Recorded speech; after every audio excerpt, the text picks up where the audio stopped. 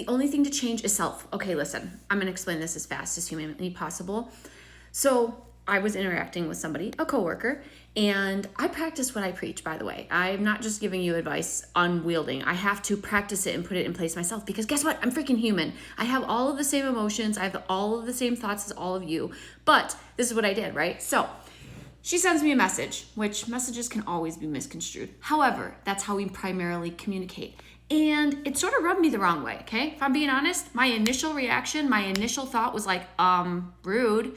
And then I literally realized that that is what I was thinking because I could instantly feel like this me, happy-go-lucky, ha, yay, everything's great. And then all of a sudden it kind of was like a dark little gray cloud.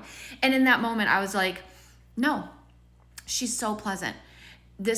She's having the best day ever. Like everything is great. She's so kind. And I literally just started thinking of her as like the most positive. I had no reason to do that other than the fact that that is the interaction that I would prefer. Do you understand this? It wasn't about controlling her. It was about putting myself in a better place. And this is what happened. I literally felt better thinking positively of her, not taking offense to the situation, okay?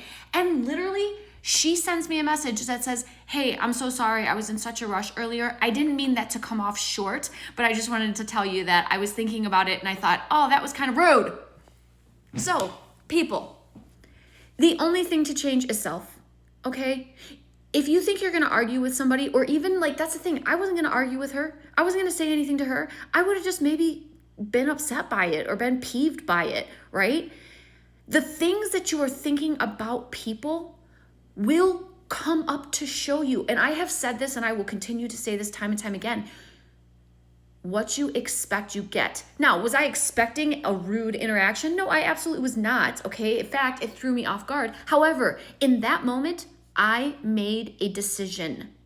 I chose to not listen to the thought, dwell on the thought, focus on the thought, or tell a story about how was she so rude? What the frick did I ever do to her? I didn't go there. Do you understand?